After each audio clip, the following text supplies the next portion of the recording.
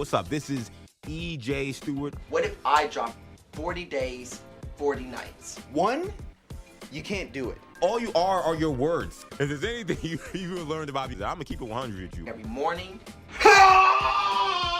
every night, for 40 days. Going to be a long 40 days this year. My skill shot will hold for your city for 40 days, 40 nights. Rest in peace to all my ops. For 40 days. If I can do that, then everything will be okay. You're the guy who can't finish a sandwich. You think you can go 40 days? This isn't normal! Oh, you're wrong, brother. I'm gonna go the distance. Let's go! Let's go is right. What's up? This is EJ Stewart. We're on night 31 here of 40 days, 40 nights with your boy, EJ Stewart, where I do 2 live streams per day, 1 in the morning, 1 in the evening, Monday through Friday, every weekday for 40 days. We are on night 31, which means we are coming down to the wire on this journey I'm on, and this is going to be a very fun show. We will be talking about a lot of baseball stuff. We got to talk about the WBC because one of the stars for Team USA has announced that he will have a very short stint with Team USA. Tarik Skubal announcing today that he will only have just 1 start with the Americans in the WBC. So we'll break that down as to why that's happening. Also, Met star Juan Soto makes a pretty bold proclamation of what his goals are moving forward for the Mets, not just this season, but for future seasons with the New York Mets. Hint, hint. These guys cross hairs on one Shohei Ohtani and one major important factor and one individual award. So we'll talk about that. Kevin Durant made some interesting comments about his future with Team USA, staying on the aspect of international sports. Kevin Durant saying that he actually is planning to still try to play for Team USA in the 2028 Olympics, and this thought process that he was on a quote-unquote last ride or last dance kind of journey with Team USA during the 2024 Olympics in Paris. That was not the case. So we'll talk about that and some of the comments he made as well about the future of the NBA and future of American basketball. There is a fight that is happening that feels like you only see it to believe it, but Floyd Mayweather, who we talked about before, coming back for a exhibition fight against Mike Tyson. That's coming in allegedly in the spring. Apparently, he will have another fight later this year that will be a professional fight, him officially coming back out of retirement to face Manny Pacquiao. Both of these guys in their late 40s are going to have a rematch of a fight that they had in 2015 that was late when it came in 2015. And now they're going to try to fight again 11 years later and see how much money they can make off of this. So we'll talk about that as well. We got some NFL stuff because Cowboys COO Stephen Jones talked about their plans for impending free agent George Pickens, who, according to Stephen Jones, sounds like he won't be a free agent very long or at all, and what their plans are for the offseason. So plenty to do today on 40 Days and 40 Nights with your boy, streaming live, multiple spots, including live on YouTube. Make sure you subscribe to the YouTube channel, New Generation Media. Apologies to anybody that was on the original stream that I put out there. Long story short, hard drive wasn't working correctly, so I had to restart the stream, and now we're going back. So hopefully things will be good. That's also part of the reason why, by the way, I know day 31 of 40 Days and 40 Nights, the podcast version isn't up yet. Again, that's a hard drive issue I'm dealing with today that has been a pain in the ass all day. So hopefully I'll get that resolved. You should be able to have that up in terms of the podcast version of this morning's episode sometime tomorrow. I'm hoping that this episode will have no problems. But that's kind of why there was a little false start and I had to come back in. But I was all ready to go, so I was a little annoyed by that. But obviously streaming live on YouTube, streaming live on X, EJ_Stewart's where you'll find me on X. Shout out to the folks checking me out live on X this evening. And, of course, streaming live on Instagram. Action EJ is where you'll find me on Instagram. And I'll say one more time as well, apologies for no Evan Roberts today. I know I teased a bunch that Evan Roberts was going to be on today's show, and he planned to be on today's show. He's dealing with a little bit of an urgent issue that he has to handle this evening. So, unfortunately, he won't be on this evening. We've already talked about hopefully having him on at some point before this ends, if that's possible. But again, I want to wish him the best and hope that everything's okay with him because what he was dealing with seemed quite urgent. But I just want to put that out there that no Evan Roberts today. But you do have Zach Gelb scheduled for Wednesday night. So hopefully they'll have that. And hopefully we'll have more guests as the days and I can't even say weeks no more. I guess technically weeks, but really it's less than 2 weeks go by with 40 Days and 40 Nights, man. Thanks for joining me, man. This is going to be a lot of fun. So let's begin with what I mentioned at the top, which was Tarik Skubal. So with all this fever and excitement over what we saw in the Olympics this past weekend, where you had Team USA, the men's Olympic hockey team, dethroning the Canadians, even though they weren't the reigning champs, but, beating the Canadians, winning the gold medal, winning their first gold medal since 1980 in hockey, which now has everybody all geeked up and excited for, all right, World Baseball Classics next, right? Like, we kind of saw this NBA All-Star game that had USA versus World went really well, and then the Olympics were amazing themselves, and then, of course, the hockey itself, both the women's and men's, winning gold medals over Canada, riveting. So we're like, all right, let's take that American pride and bring it right to the World Baseball Classic, right? Not so fast. So one of the aces of Team USA, Tarik Skubal, announced that he will be making just one start for Team USA in the World Baseball Classic. And apparently this is something that was planned, that this was going to be a grand opening, grand closing appearance for Tarik Skubal in the World Baseball Classic this summer. So the Detroit ace says he will make just one start for the Americans, then return to training camp with the Detroit Tigers. He has one more start to make on Sunday against the Blue Jays, and then he will then go to Team USA, pitch one game for the Americans against what is expected to be Great Britain on March 7th, and then he will come back and do his regular routine when it comes to pitching and getting ready for the regular season. So I want to show you his quotes here from Tarik Skubal. So this is what he said. Quote, the reason I didn't announce it earlier is I wanted to keep the momentum of the WBC, but I'm going to make just one start and then I'll stick around for a few games. I haven't determined what games I'm going to watch. If they go to the finals, I think I'm going to try and lobby to just go and watch and be with the guys. But yeah, I'm just going to make one start and getting back on track and getting back to here. So Skubal making it clear it will be just one start for him in the WBC. He also continued on with this quote as well, saying, the whole point of me doing the WBC was to make sure that I could stay on a normal workload of a spring training regimen and be able to make a start with Team USA and then come back here and continue my normal routine. I think everything's going to stay the same. I'm not ramping up earlier than I need to. I don't want that narrative out there. I'm just treating this as I'm going to Team USA, making a start, coming back to Lakeland, and getting ready for opening day. And again, like I mentioned before, according to Bob Nightingale, that plan is for Skubal to pitch on March 7th against Great Britain in a group play situation. Now, trivia note: how many players on Great Britain do you think are actually born in the UK? I don't know if you guys in chat want to give an answer. I'll give you an answer real quick. It is only two. Only two players on Great Britain that were actually born in the UK. It's a lot of Americans. It's shout out to the Bahamians. We got Jazz Chisholm playing in this, so that's really cool. But it's quite funny, you build a World Baseball Classic, you bring in the European teams. Some of these teams is like, are these guys actually from here? Great Britain doesn't have many actual Brits on the team, but shout out to them and good on them to perform and want to play in this. That's really fun, and I'm excited for these guys that want to rep, whether it's their heritage, whether it rep again some of the Caribbean islands that obviously were colonized by Great Britain. So it's cool that we get some of these guys to participate in this, but it is funny that there are no actual UK members, except for just two, in terms of guys that were actually born in the UK that are participating for Great Britain. So Tarik Skubal, that's all you're going to get from him. And, I've been saying this a ton.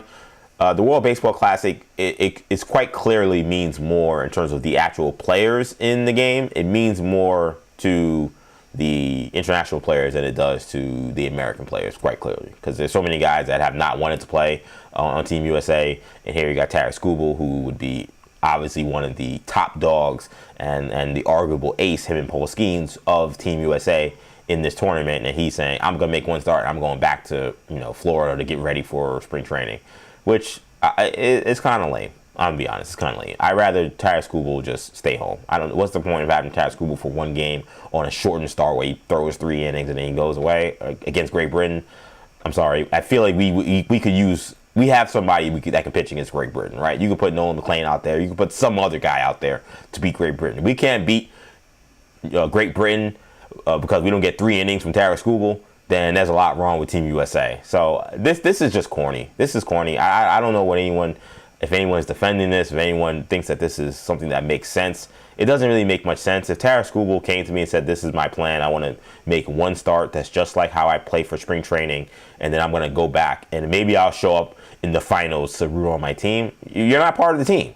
You're not part of the team. You can't. No, there's no team. We say I play one game and I go back home, but no, I'm still part of the team. And if you guys go very far, I may go and hang out and root for the team. Like that's. And he actually even like in his quotes that I didn't post, like he kind of mentioned seeing all the fever and excitement for the U.S. Men's Olympics gold medal game, for the hockey tournament, and seeing how excited his teammates were watching that together. I guess they watched it all together in the clubhouse, and then hearing about this playoff atmosphere for the WBC has made him want to be a part of it, but not play. Go get a ticket. I don't care. I don't care. I mean, to me, and this to me again is quite odd. If I was a Tigers fan, I'd be like, this is weird. Like, so you're going to pitch in this exhibition. Not for any like actual pride or any hopes of actually making an actual difference on the team, because you really can't make much of a difference in one start against Great Britain. Let's be real. He said it's for the momentum of the WBC, and I assume maybe Major League Baseball, Team USA really pitched this as a smart idea. If it was, shame on them. That's silly. Like this is corny, and I'm really disappointed in Tarik Skubal that he would, to me, put himself over other guys who would have killed to want to be on this team. They're the guys that probably nowhere near as good as Tarik Skubal, but I'd rather have a real team and real guys that actually want to be a part of this than a guy helicoptering in and then going back to Detroit, not Detroit, but in Lakeland, Florida, to go back to through his normal routine. Who wants that? I don't know. Does anyone want to see Tarik Skubal for 2-3 innings in what he's saying is going to be just a regular spring training start? He's not taking it as anything more than that, when we know that these games get revved up. We know that these games have more intensity. For him to even say I'm going because I want to help the momentum and excitement for the WBC, but I'm going to kneecap it by announcing that I'm only going to pitch one game and I'm going back to Lakeland because I don't want to be a part of this. I mean, just stay your ass home. I don't know why Team USA agreed to this. I thought that this was going to be a great poll. I mean, I guess they thought maybe they get more eyeballs if that's Tarik Skubal as opposed to some other probably run-of-the-mill starting pitcher, because they really don't have a great rotation beyond Skeens and Skubal. Essentially, McClain, you could argue, is their third best starter. So maybe they say, listen, he's a much bigger draw. He's a much better player than whoever this fourth or fifth starter was going to be. So why not say, okay, one game and then go back, I guess. But this is not good. This is not good for the WBC. Definitely, it's not going to at all impact any of these other countries that are really invested. We know how much the DR is invested. We know how much Japan is invested. Korea, Puerto Rico. They don't have half their roster because everybody couldn't get insured. Who else? Cuba, obviously. Venezuela. This is going to remain essentially their World Series, which is why this thing is cool. But the nature of when they play this World Baseball Classic is going to get in the way of the Americans taking it super seriously. I don't think it's going to matter in terms of the fun aspect of it, because we had this issue 3 years ago for the last WBC, and it was awesome. People loved it. The Americans played really well. They were in the gold medal game and then lost to Japan in the finals in an epic showdown with Shohei Ohtani going up against Mike Trout, which is just like, you want to talk about box office stuff. You want to talk about, goosebumps inducing kind of sporting events. That's what that was for sure. And it was awesome. It was awesome. It was a lot of fun, and fans were invested in it. The numbers for the TV ratings and also the digital ratings were just bananas. So this is part of our sports culture, whether we want it to be or not, whether you want it to be or not. I love the WBC, so I have no issue with it. But I do think, and I've said this a ton, that the WBC should be treated like the way the hockey season and the NHL treats the Olympics. And to double up on that, I also think the Olympics should be a part of the Major League Baseball calendar as well. But let's stay on the WBC for a second. I've said it a bunch. The WBC should be held sometime in the middle of July, right around the All-Star break. Instead of having an actual All-Star game, you have the WBC. And maybe you truncate the tournament. Because let's be real. Let's be honest. we don't need half of these teams. Half of these teams actually may be generous to say we don't need a lot of these teams. Again, no disrespect to some of the European teams and some of. I think they've actually cut down on some of the Asian teams. So right now we only have Korea and Japan, and those teams definitely deserve to be in it. But some of these European teams, what are we doing? There's some countries in there that you look at that and say that seems weird. Why are they a part of this? Who are the players that are coming from here that should be part of this? This could be a truncated tournament, which is why I'm saying you could put it in the regular season. You could put this thing, make it 2 weeks, have them play 3 games of a round robin with just 8 teams, then put the best 4 or whatever 6 into the next round, and then do a knockout line, and then get back to the regular season. I think that would be the only way you would really get probably the American investment in this the way I think people want it to be. There's no other way to do it in order for the WBC to be what I think baseball probably hopes it could be.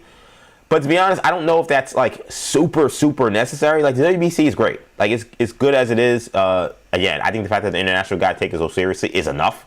Because we have so many international stars. As long as Shohei Ohtani is going to be like, yeah, this is a big deal to me, and Juan Soto is going to say, yeah, this is a big deal to me, then, I mean, these are 2 of the best players. These are 2 highest paid players in the game. So I don't, to be honest, as weird as it sounds, I know this is America's pastime. I'm actually, like, I root for the Americans every time, and I hope that they win again. But, like, okay, America doesn't want to play. Like, I'm not, like, crying or like, oh my God, now I can't watch this tournament or I can't have fun with this competition. Like, I'm still going to enjoy the competition. Tarik Skubal not playing in this is not going to impact how I feel about the WBC on any level. Does it inform like what I am watching? Sure. Like I know that this is a country that has the most stars that is kind of playing with one hand tied behind their back, and it seems like whatever the national pride that comes with some of the Latin countries and some of the Asian countries in their approach to this is not shared by Team USA. And that's okay to me. Like I also am fine. Like if they want to keep it like this, that's totally cool with me. I still like the WBC. I think that making Skubal do 1 start is ridiculous. They should have just said, keep that, man. Just go stay in Florida and work on your game and get ready for spring training. And the only thing I will say is I understand Skubal's trepidation of wanting to actually be a part of the WBC, because this is someone that just signed a record arbitration deal, and he's coming up on what's going to be a mega contract negotiation. So he doesn't want to hurt that in any given way, and I fully respect and understand that. Like I'm not going to sit here and tell you, oh, how dare Tarik Skubal not want to play in the WBC. That's not what I'm saying at all. Especially in his circumstances. Like I think last time Aaron Judge didn't play because he had a contract coming up, and like you guys are going to make business decisions that I think are smart. And what this means to Americans isn't the same as what it means to Dominicans, what it means to Puerto Ricans, what it means to Venezuelans and different other cultures, right? So make your business decision whatever you want to do. So if that says, okay, you know what? Thanks for the offer. I really appreciate it. I just think given my priorities right now, it's important that I go out there and be ready for the season for the Detroit Tigers, because A, we have a lot on the table, and B, I'm trying to get paid on a massive level, maybe break records with this upcoming contract. So I don't want to screw that up in any way for what is an exhibition. It's fun, it's cool, but it is an exhibition. That is understandable. I hate half measures. If there's anything you learned about any show that I've done since I've been doing 40 days and 40 nights, it's half measures suck, and they usually don't work. And they usually don't satisfy anybody. I don't think this is going to satisfy anybody. Seeing Tarik Skubal pitch 1 game against Great Britain, I know what I prefer. I prefer, if Tarik Skubal is going to do this, say I will be available for whatever our first knockout game is. Because that's when I feel like I'm going to need Tarik Skubal. If Tarik Skubal says, you know what, guys, get through regular season play, or group play, whatever they do in the WBC. Get through group play, do your thing, beat Great Britain and Italy and whatever other stupid teams are in your group that you're going to wipe the floor with. And then when we get to start seeing the real killers, when we start to see the Dominicans, when we start to see the Japanese, and when we see the Puerto Ricans and the Koreans, I'll be there. I'll be there. Give me the ball, and I'll be ready to go. And that's different. I would still kind of not like that, but I say, okay, at least he's really trying to be a part of like, yo, I want the ball when it matters the most. He is so much into like, I want this to be as safe as possible and with low risk as possible. So put me against the worst team in group play and with no parameters that are different than what I normally do in spring training. I want to just go do my 2 innings and come back. I'm like, what? Well, and then stay home. I don't want that. Tell me I want to throw 5 innings against Japan. All right, I'm listening. I want to throw 5 innings against Dominican Republic. Okay, I'm listening. That is a different thing. This, keep this. You know, like, I love Tarik Skubal. He's a stud. He's one of the best pitchers in Major League Baseball, arguably the best. I hope he's a Met next year. I have no beef with Tarik Skubal, but this decision, I hate.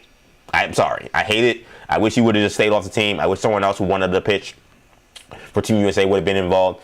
And again, I would have understood if he couldn't pitch. That's the thing. It's like, it wouldn't have been a big deal to me if he didn't pitch, given the contract situation. Like, I understand it. But this, like, I'm going to go and come back? What? Come on, man.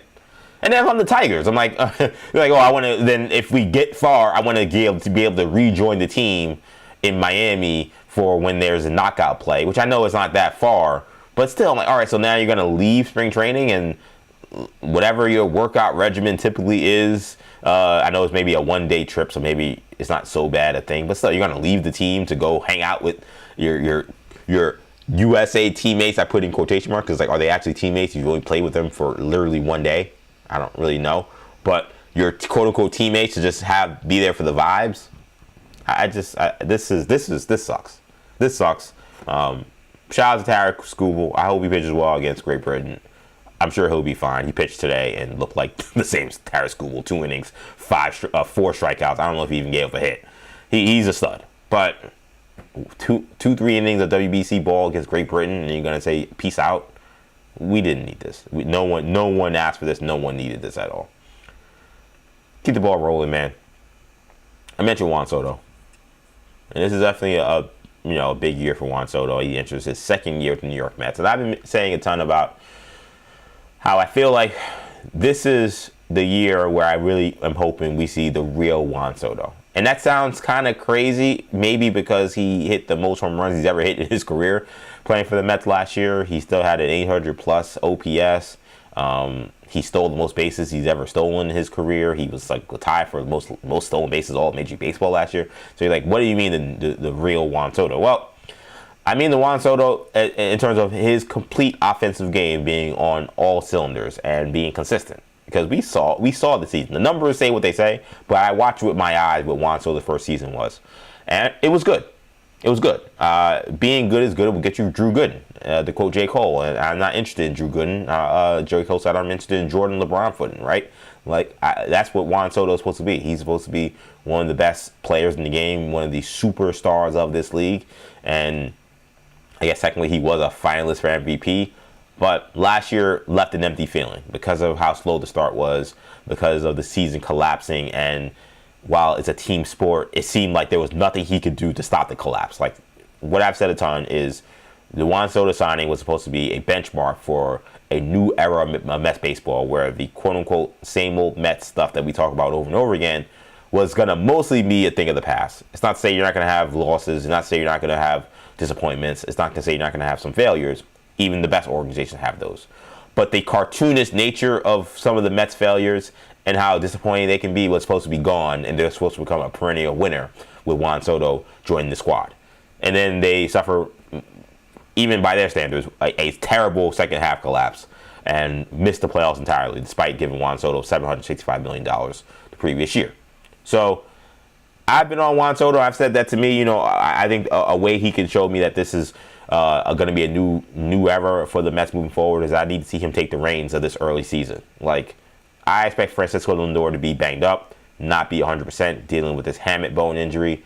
He says he's going to be back and ready for the first opening day, which is good. But what we hear about that injury is it saps your power. And Lindor is typically a slow starter, and now he's spent all this time that's going to be rehabbing and not doing his normal work, getting ready for the regular season that he normally does in spring training. So I'm just penciling in like a 200, 290, maybe, and I don't know, 600, or I don't know the slugging percentage, but like a 4-something slugging percentage for his slash. I'm just not expecting him to start the season that well. I'm just penciling that in. Because that's what he may do even if he was 100% healthy. That's just who Lindor has been for most of his time with the Mets. So I've been saying that I think I need Juan Soto to show that he can take the reins and carry the lineup while his ace, his second dog, his second big fiddle comes up and gets ready and revs up and gets healthy. And I love what I heard from Juan Soto today. Because I've been saying the way they can do that and the way I feel comfortable about the Mets moving forward is they can win the division. But I think what he said today I actually like even more. So Juan Soto said today in spring training that he's coming for Shohei Ohtani. He's coming for the MVP. Now, Ohtani has won league MVP in 4 of the last 5 years. In the last 2 seasons, he's played with the Los Angeles Dodgers.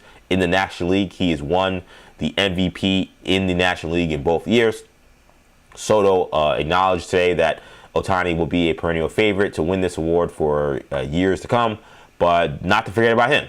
He said, I'm going to be there every year too, so he better keep doing what he's doing because I'm coming.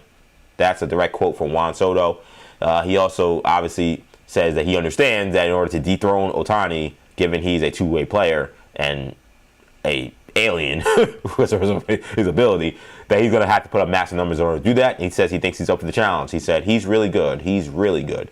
I just got to beat him. Definitely it's not going to be easy, but I've got to find a way to beat him. So he's making this very personal. He also had another comment where, he's asked about, the importance of winning MVP. He said that anybody at his stage of his career, in the prime of his career, especially who has not won an MVP, that it'd be important to them.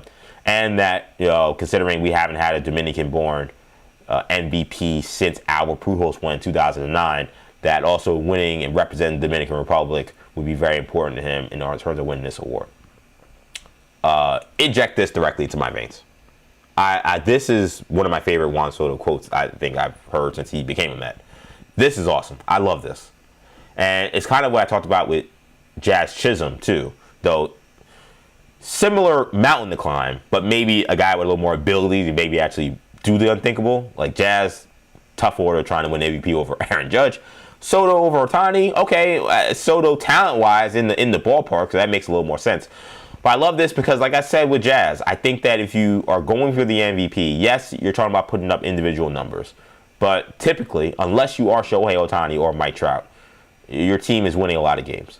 And Soto playing for the New York Mets, if the Mets are terrible, he's not going to win MVP.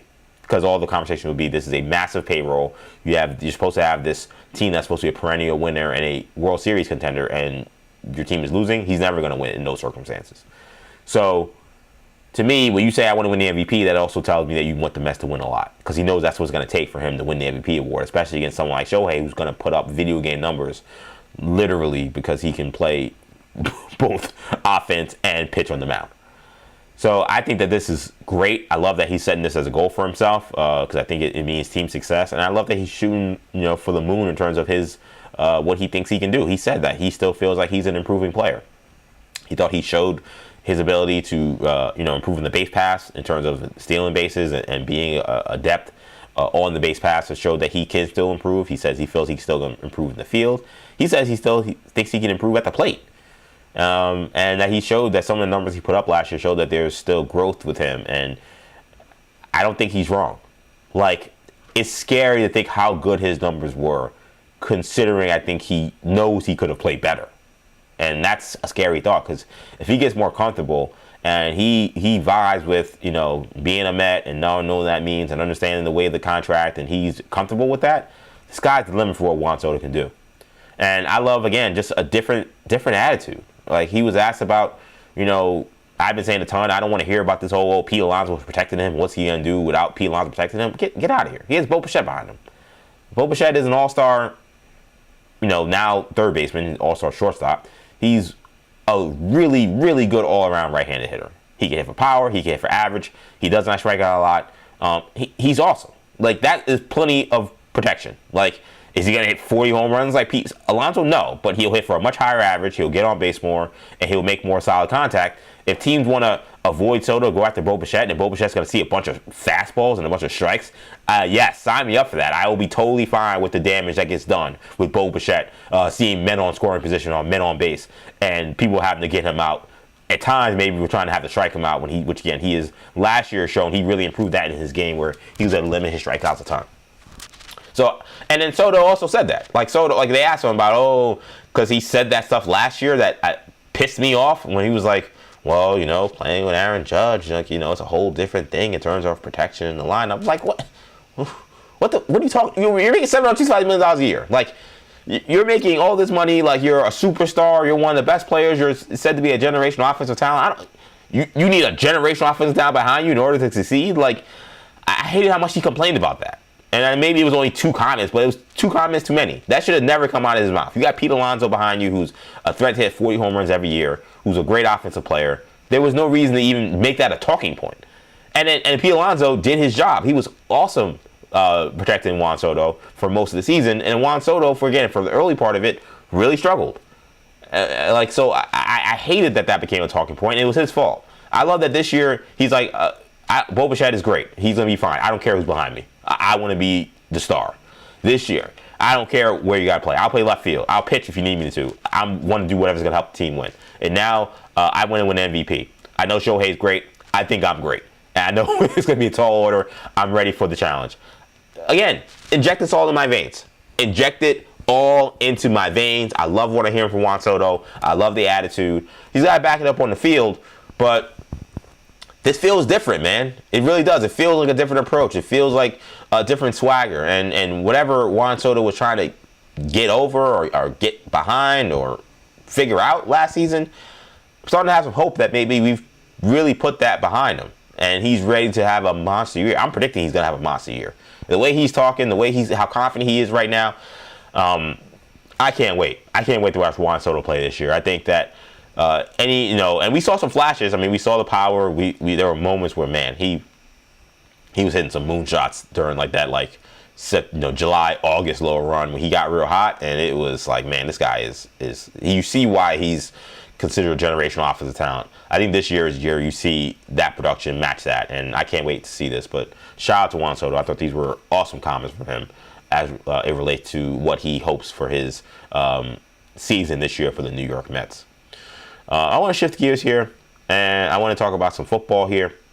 So, Stephen Jones, who's the COO of the Dallas Cowboys, he spoke today about the team, their future, and what they expect this offseason. Primarily talking about George Pickens, who right now contract expired or is about to expire, and now they have a decision to make between now and next Tuesday whether or not they want to sign him to a long-term extension, or will they franchise tag him and essentially kick the can down the road for the rest of this offseason. Stephen Jones was not hesitant at all to reveal what the Cowboys' plans are for Pickens. Pickens, of course, leaning toward the franchise tag. We'll finalize that here over the coming week or 10 days, and then we'll go from there. So there you go. So they said lean towards the franchise tag. They have 10 days to figure that out, but that's where they stand right now.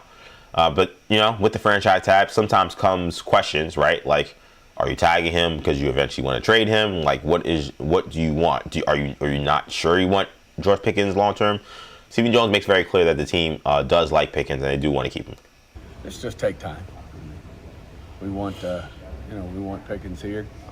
Think the world of him. Want him here, love him, and I think he wants to be here. So all that's a plus. So that sounds pretty positive in terms of their hope of keeping him around and that the thought process that he wants to remain a Dallas Cowboy. Now, also, Stephen Jones noted that there have been plenty of instances where the Cowboys have had guys on tags, Dak Prescott being one of the more infamous examples where he was on it twice. And he said that we've been able to put guys on tags. Some guys have played on it. Some guys have signed long-term deals. So he sees this as no biggie. We've had people play under the tag, and then we've made deals with people, that have a tag and can go either way. And so we'll just, continue to, really analyze the situation and see what's next. A few more from Stephen Jones here. One of the things that stands out to me, and one of the things that I would be concerned about with George Pickens is, all right, you franchise tag him. How does he react to that? Is there a potential holdout and contract dispute? Stephen Jones acknowledging that is something that's a possibility.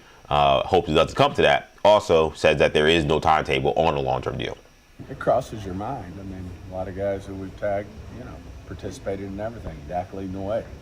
He played under 2 of them, so he never missed anything. hopefully that'll be the case here. Would it be advantageous to get it done before July? I'm talking about Pickens. I wouldn't put any time frame. But considering Once you have a tag, you have a tag, and we know George is going to be here, and that's where we are. So July is important because July is when training camp starts. So if he's not there by July, and if there's no deal done by July with a long-term contract, Pickens, in theory, could say, I don't want to play on the tag and I'm holding out, and he may not participate in practice, or maybe he holds in or does whatever. So that's why I believe that was Calvin Watkins there. Forgive me if it wasn't, but Calvin Watkins, longtime reporter for Dallas Cowboys. John Macha of The Athletic was the one who had a lot of these videos, so shout out to him for this content that he put up there on his social media. Make sure you follow him on X.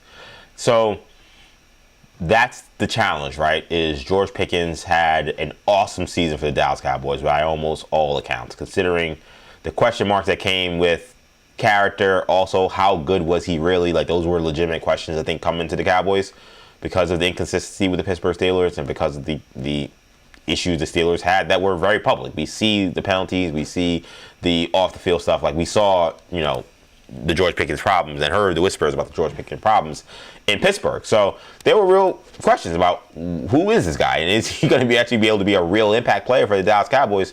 He was a stud. He was a star receiver. He was one of the best receivers in the NFL this year.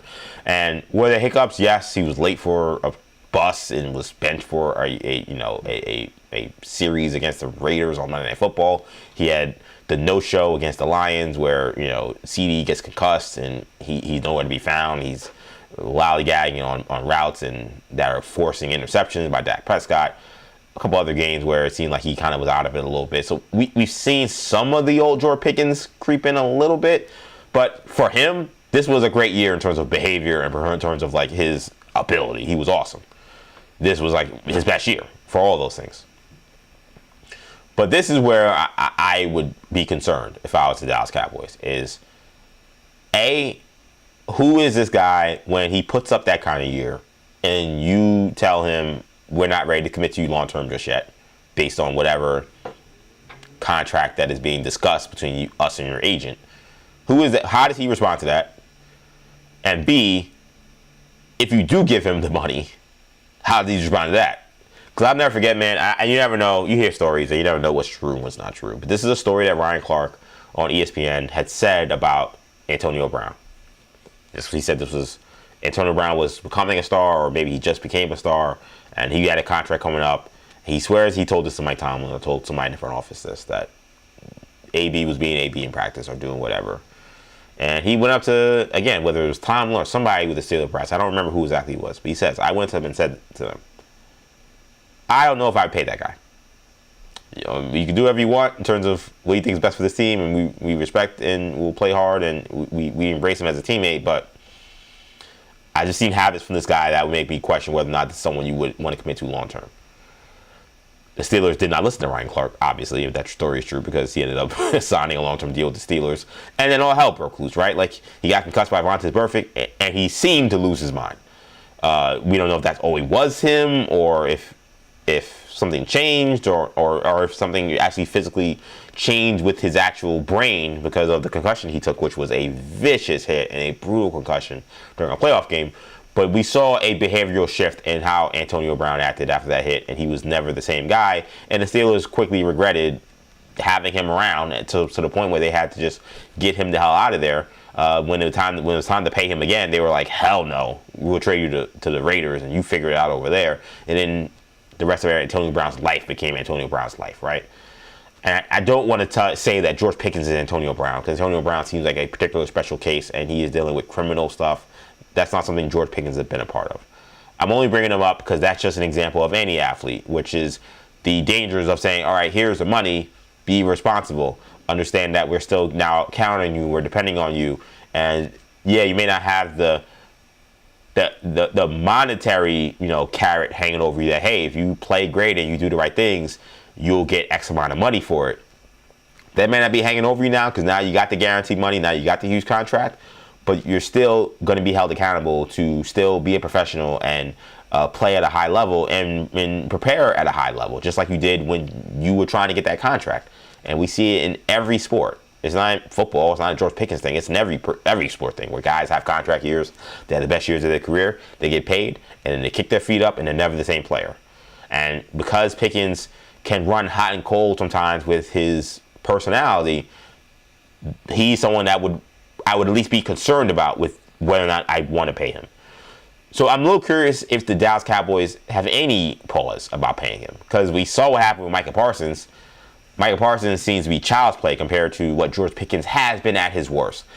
Pickens last year was fine for the Cowboys, but at his worst, whatever you think of Micah Parsons as a distraction, it seems that Pickens was again child's play. So if Jerry Jones had all these concerns about paying Micah Parsons, who was his guy, who he drafted and had produced for his team for so many years, will there be any pause in terms of saying, hey, I don't know if I want to give George Pickens $30 million a year to play wide receiver for 4 or 5 years, knowing that there is this past that we have with him, that other teams have had with him. Now, again, it's not necessarily the Cowboys' experience from what we know. Again, the most we know is a couple of late arrivals to buses and meetings, and then maybe a subpar effort in a game, which to me, that's performance. That's a game performance. I'm not really counting that against him per se. So that's the question I think you have, and it's a dangerous game. I think this is something that the Cowboys, I'd be worried about playing hardball with this guy. Like, I think that if you plan to sign him, which I think is the plan, because I don't think that Steven and the Cowboys in general, they've been pretty forward about how much they really want George Pickens to remain a Cowboy, and they don't say the words because negotiating, right? But they seem to imply that they want that to be long-term. They don't want this to be a short-term thing, because him and CeeDee Lamb are a serious, serious problem as a tandem. They are very tough to cover. And so I don't understand why you want those guys to remain on the team, but committing potentially, $60-70 million per year at the wide receiver position on 2 guys is a ton of money for a team that could not make the playoffs last year. And I don't know if they even finished over 500. That's a lot of money. So it's a tough decision to make. And speaking on the money part of it, Stephen Jones, when he was asked now that he's telling you what's going to happen with George Pickens, what the plan is moving forward, and he says their goal is to fix the defense. We want to fix this defense. And we feel really good about the offensive side of the ball now that we got Javonte done, and we know we'll have George back. So we feel really good about that side of the ball. I think this is obviously, we spent a lot of time on it already in the off season, revamping the defensive coaching staff, and now we'll take the next steps, which are to improve the personnel on that side of the ball. And they have. So they got Christian Parker, who is the new defensive coordinator for the Dallas Cowboys. He comes over from Philly, and I think the hope is that they definitely need to improve this defense. This was a defense that finished 32nd in points allowed, dead last in the NFL. I mean, that's worse than the Jets and the Titans, worse than everybody. Think about the worst teams in the NFL. The Cowboys had a worse defense than all of them. Worst defense when it comes to points allowed, worst defense when it came to pass yards allowed, 30th when it came to total yards allowed. So this defense stunk. So I totally understand the idea that we need to fix our defense. What's ironic is, of course, you traded Micah Parsons because you didn't think he was a good fit to improve your defense, and your defense got way worse. And defense that already wasn't good got way worse without him. This idea of, we got to stop the run. We got to be able to stop the run. All right, you were still 26th against the run. You weren't even that good against the run. But teams threw all over you because you couldn't get consistent pressure. And your corners, without that consistent pressure, were barbecue chicken, as Shaq would say. So that's definitely a problem for the Cowboys that would be understandable. How they get to that and fix that, I have no idea. They do have 2 first-round picks because they got one from the Packers, so that's good news for them. Stephen Jones also mentioned that the Cowboys could be open to trading one of these picks. I assume trading back. That's what I would think, that you want to consolidate and get more pieces. But, I mean, of course, he's not going to say that in terms of what they're planning. He said that they're open to potentially trading one of those first-round picks. I don't think it's going to be trading for a star, because that comes back to what I was going to talk about, which is their cap situation is a nightmare. Only the Chiefs... actually, I have to see what the overcap number is, because the Chiefs did just restructure Patrick Mahomes. So that does change their over the cap number potentially, or their cap number. I'm going to overthecap.com to see exactly where things stand. Right, so the Chiefs, they cleared like 40 million in cap space, so they're a lot. They got still about 3 million to kill, but they're in much better shape now. The Cowboys now are still second with the worst cap sheet right now. They have 24 million in money they have to clear in order to be eligible for the upcoming year, and I don't know where that money's coming from. Only the Vikings have more money committed to guys in salary next year that they have to clear. They are 43 million over the cap. So how do you figure that out? Because I'm looking at a team that has Dak Prescott making what looks like $40 million a year in annual salary. CeeDee Lamb making $25 million. Well, actually, so I got to go to the cap numbers. My bad. So Dak Prescott's cap number is $74 million, which is absurd. That's his cap number. CeeDee Lamb's cap number is 38. Tyler Swift's cap number is 27. Quentin Williams is 21, and he needs a contract extension. They got to sign him. Kenny Clark's contract cap number is at 21 million. They got 20 million to Osa Udezigua.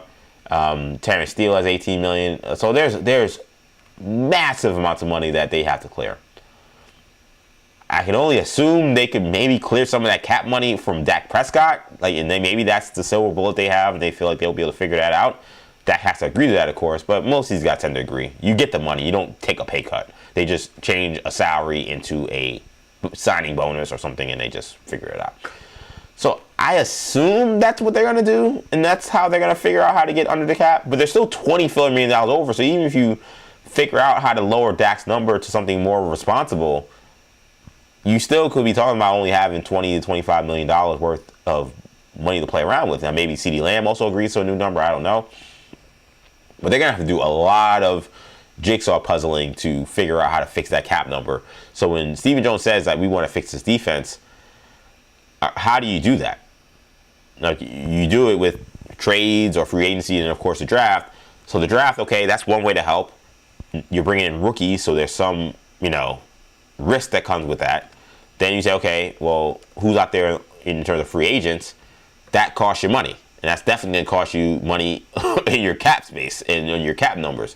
So when you're ranking the top defensive guys, that also becomes a big question mark. Is, are you even able to make a play for some of these guys that are going to be free agents out there? I don't know. So I would be concerned about the Cowboys from that standpoint. They definitely need to improve linebacker position. That was a huge issue for them last year. They already cut Logan Wilson, so that's more money that came off the books. That's why they got that number. It was north of 40 before. They were able to cut that money down because they got rid of Logan Wilson, who they traded for from the Bengals. Kenneth Murray was their starting linebacker, and Wilson couldn't supplant him, and they were still terrible with Murray. They got a lot of holes. They got a lot of issues. So if free agency really isn't a place where you can find your answers, is it only going to be the draft? Or will they find a way to clear enough cap space? Like, could they go after someone like a Jalen Phillips?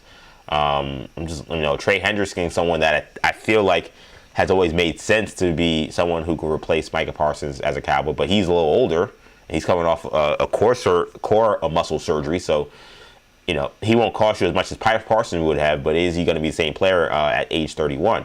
Devin Lloyd's going to be a free agent, of course, from the Jacksonville Jaguars. He had an awesome year playing for the Jaguars, but you're not going to be able to get all these guys, and especially with the money that they're owed right now, this is a big question mark coming into this offseason about what they're able to do. They probably need another corner. So big questions for the Dallas Cowboys moving forward in terms of whether or not they'll even be able to actually fix their defense in a reasonable way. Getting Christian Parker and getting a new defensive staff certainly will help. But I think Matt Eberflus, as bad as he was, I don't think he had any shot there. You can't build a defense around Micah Parsons and then be told, 2 weeks before the season, actually, he's traded, figure it out, and think that you're going to survive. They had no shot. Eberflus has shown, I know he's kind of a joke, and people like to make fun of him because he seems kind of like hapless, but he's been a competent defensive coordinator, more than competent. He's actually been a great defensive coordinator, and he's always been a good defensive coach. So I don't really look at last season's Cowboys season as a reflection on him. I don't think they're that good. So they're going to need a massive overhaul on that defense. Can they do it and also sign Pickens long term? There's somebody's not going to be happy, and something's not going to be perfect with how this Dallas Cowboys season works. I think typically with the Cowboys, you've had to put your expectations for their offseason rather low because They're a team that's a splashy team and a splashy name, and like to throw their name around with maybe some big stars, but they're never really serious. And I feel the same. Like, whatever big names you think are coming to Dallas or big names that are going to be signed into this team, based on what their cap number is, based on the work they have to do to restructure a bunch of deals, and then also maybe have to sign George Pickens long-term still, it's a lot of work.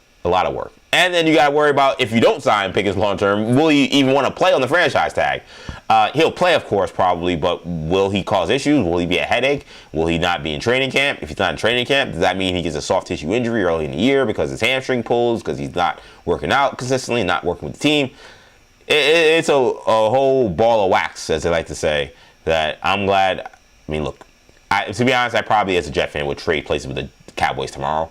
But this, in terms of, like, for a team that has championship aspirations, which is always supposed to be, quote unquote, the Cowboys' goal, how they get to that in one offseason, given what their cap situation is, and given that they have maybe their second best offensive player that's a franchise tag guy that they have to try to figure out how to sign long term.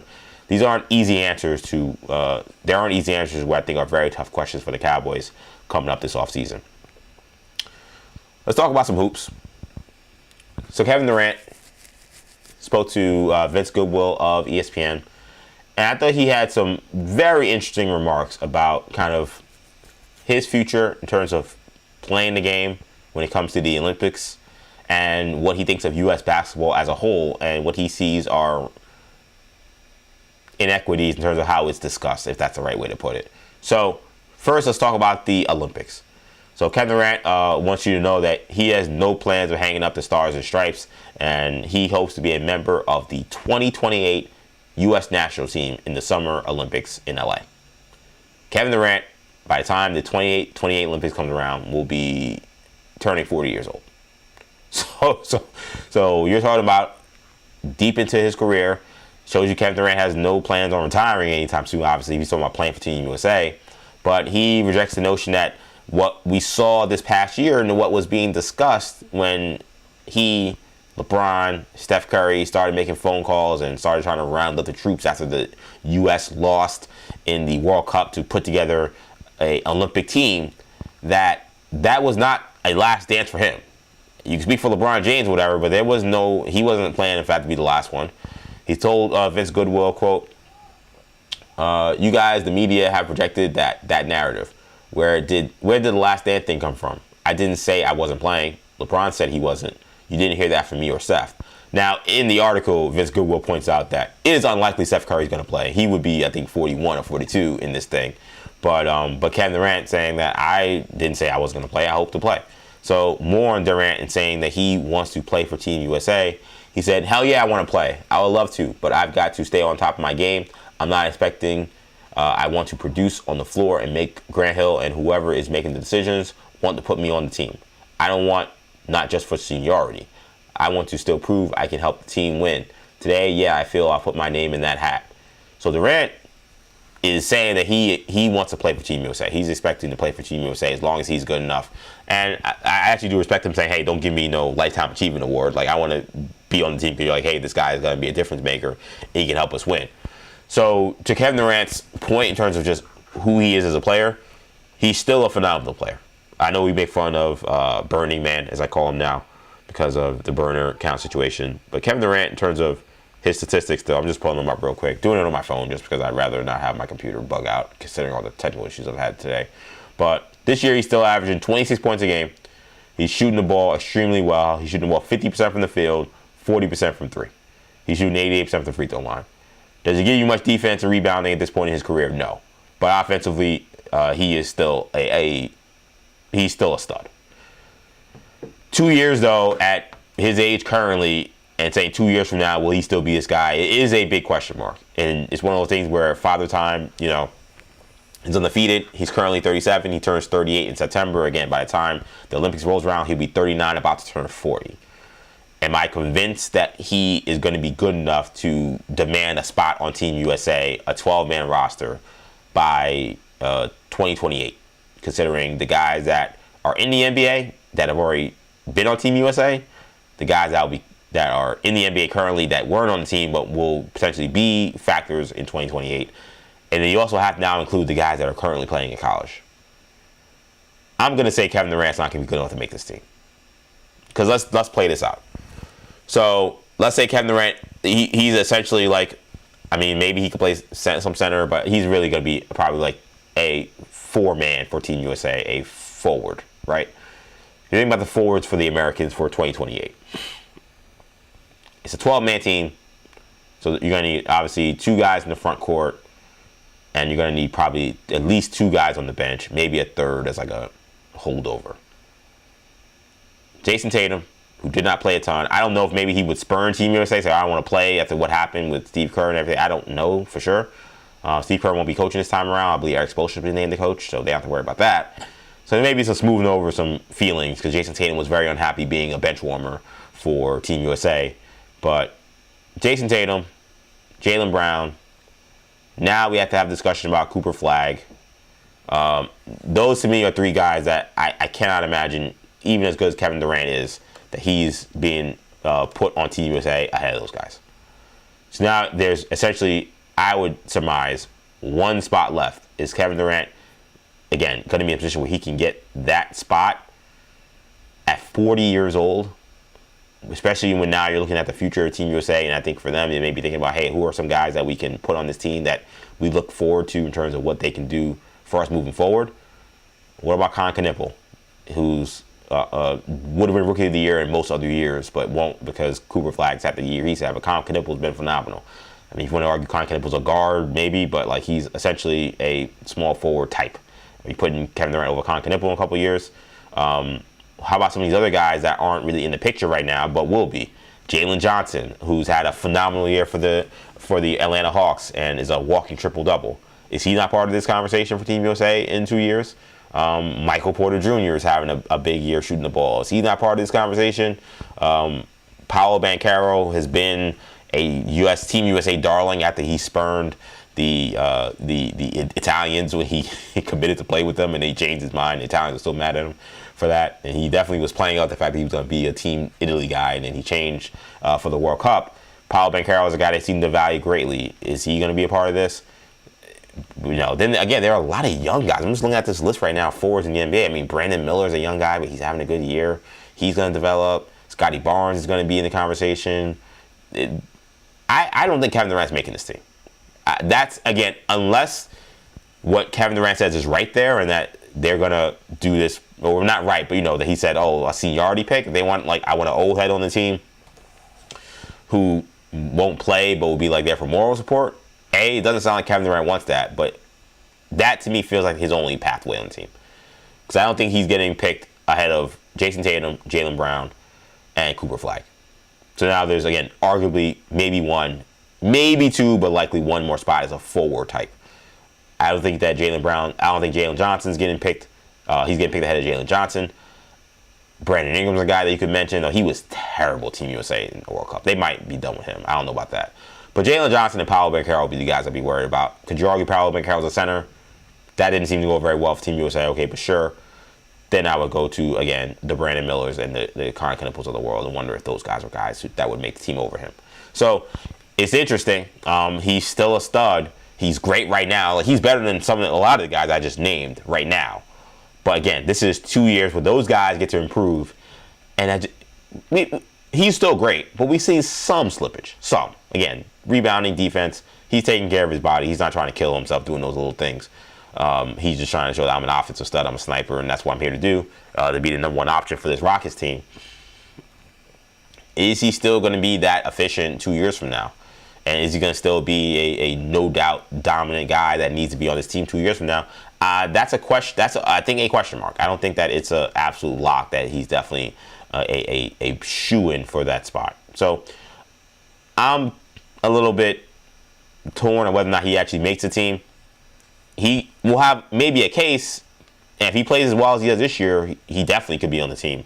I think there will be some slippage that will force him to probably not make this team at age 39, going on 40. The Olympics ends in late August, early September. Later in September, he turned 40 years old. Again, LeBron James has all his food. Now, to be fair, Kevin Durant's also starting to become a physical marvel. The fact that he's doing what he's doing at even age 37, going to be at 38, is still crazy. it's like because he's not like brolic like LeBron James, he's not super muscular and stuff. And I don't think we talk enough about how Kevin Durant and Steph Curry have also defied time with how great they've been this late in their career. Those guys should have been cooked way long ago, and they're still playing at a super high level. Maybe this is a new era where we're going to see NBA players be able to play at a high level this deep in their career. I don't know. These guys are special. Let me be clear. I know people on TikTok didn't like me saying that the NBA would be better off without these guys. I still believe that, and I'm staying 10 toes down on that. I think that the NBA will be in a better place because it will allow other guys to step into this void that we've been stuck in with these guys for all these years. But like I said in that clip, and like I've said about these guys, there's no question these guys are 3 of the all-time greats. And what they're doing at this high level, again, it's because of LeBron, he's so far gone in terms of how old he is, how he's playing. Like, no, we've never seen anybody do what LeBron's doing right now. We almost gloss over the fact that, oh, by the way, Kevin Durant's going to be 38, and he's averaging 26 points a game on a team that's, viable to be a sneaky contender in the Western Conference. And he's doing it at a super high efficiency. Steph Curry's injured right now, but has had a great season and continues to play at a super high level. So interesting thoughts on Kevin Durant when it came to his approach to wanting to play in the Olympics again. I also want to talk about what he said regarding USA basketball as a whole. This part of it definitely created some headlines and some conversation because Kevin Durant, he initially kind of took aim at the Europeans when he had his comments about the All-Star game. When he said, why do I keep getting asked, why are Americans getting asked about competitiveness in the All-Star game when Luka Doncic and Nikola Jokic, those guys don't care about the All-Star game and they give terrible effort. He is not wrong about the fact that they give terrible effort and they don't care about the All-Star game. He's not wrong. I've made my case why I think I don't really care about that because, again, All-Star game is big when it comes to being a cultural event, and for our culture, those guys don't matter. That's my opinion. But he's not wrong in saying that those guys don't give effort, and the best thing that happened to this past All-Star game were those who clowns for sitting on the sidelines laughing and giggling. Like, let those guys stay on the sidelines. We didn't need them to play. It sucks they don't take a part in this the way they should, but if they're not, then stay your ass home or stay on the bench, which is what happened.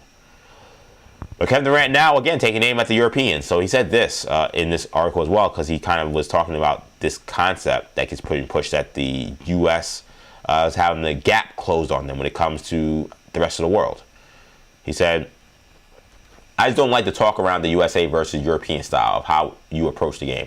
All I hear is AAU is destroying the game. The Euros do it right while the Americans do it wrong. It's all a lot of bull BS, with that. I can read between the lines. It's a shot at black Americans. We're controlling the sport. They're tired of us controlling the sport. France is coming for you. Really? We smacked them boys. We didn't smack France. We're going to keep it a buck. We didn't smack France. We needed Steph Curry to put on a cape. And him. He hit some big shots against France. Maybe that's why he feels he can talk big. What got lost in the shuffle of Kevin Durant's great gold medal game was Steph Curry. He got lost in the shuffle. Steph Curry just like going nuclear. And I was watching that clip yesterday, or a couple days. It was recent. It's still marvelous to watch that explosion by Steph Curry. Both the Noah Eagle commentated version and the Stephon Marbury cell phone video version, both are iconic, and I love watching them. And I was watching it again yesterday.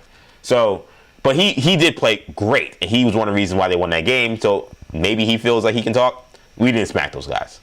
Yabusele dunked all over LeBron James. Yabusele was killing the Americans, and we needed Steph Curry's heroics to win that gold medal. We did not smack them. And he knows basketball. He knows what it means when you say you smack some team. That's not what happened. But we won. And that's true. We did win. And they lost. So here's what I'll say. Do I think that do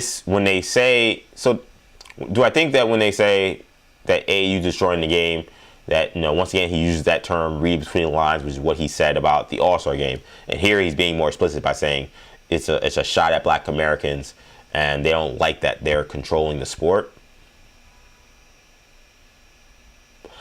I think listen, here's what I'll say. There's no question right now, in my opinion. We have seen now for so many years in a row, arguably the best player in the NBA be a non-American. This is the longest time I've ever seen this. where we've had Jokic and now Shea, and previously we've had Giannis Antetokounmpo, and then people have made the argument in case that Luka Doncic is the best player. Just keeping a buck, keeping 100. That never happened during when I was a kid, when I was growing up. It just didn't happen. And Victor Wembanyama is the next one. It just didn't happen. The best international guys we've had, I mean, let's take, Hakeem Olajuwon was that maybe when Mike went out for a little bit in 94, 95. And then, by the way, Hakeem Olajuwon played for Team USA. He played on Dream Team too, even though he's, of course, Nigerian. But beyond that, though, when I grew up, which was kind of the beginning of the international explosion of basketball, we had Steve Nash win 2 MVPs. We had Dirk win 1. I don't think anybody was saying those guys were the best players in the NBA when they won those MVPs. Did some people maybe make the case that Dirk was the best player in the NBA after they beat the Heat? Maybe, but that wasn't like a prevailing thought at all. I think when people say the European game and the global game has caught up to the NBA, I think what I feel like is a lot of people are looking at the fact that the top guys, if you're ranking the top, I just ranked the top 10 players in the NBA just last week.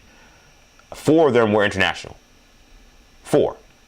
Nikola, Shea, Luka, and Giannis. And that was not and it wasn't like that's American bias or anti-American bias when you put them guys there. Them guys, look at their numbers. Look at what they've produced for the last 3-4 years. They've been the best players in the NBA. And that just was never the case when I was a kid. It was LeBron, it was Steph, it was Kobe, it was Dwight Howard. Like, these were the guys, when you were ranking the top 3 or 4 guys in the NBA, you almost never saw an international guy in that list. So that's what I think people are talking. And then we talk about the NBA draft again. Look at how many guys in the NBA draft are now. I know that has been a little more skewed. We have seen guys that are drafted high internationally, but the amount of picks that are being dedicated now to guys from France and guys from international waters have also increased in a way that I didn't regularly see as a kid. So that aspect, which I think is what some people talk about, I don't think is an unfair thing to say. We have the most depth still. We will always have the most depth because this is where the game has been played, and this is where it's being played at the highest level still, at the youth level, in terms of just overall talent. But in terms of high-end talent, yeah, they're producing, the world's producing more MVPs and more future superstars than we are. It's the truth. I mean, you could not like the truth, but, I mean, last MVPs, look Shea, Jokic, Embiid, Giannis. Like, where are the Americans winning MVPs?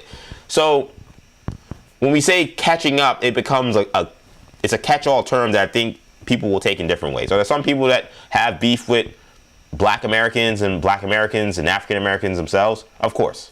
That's welcome to America. And I don't necessarily hate him saying that.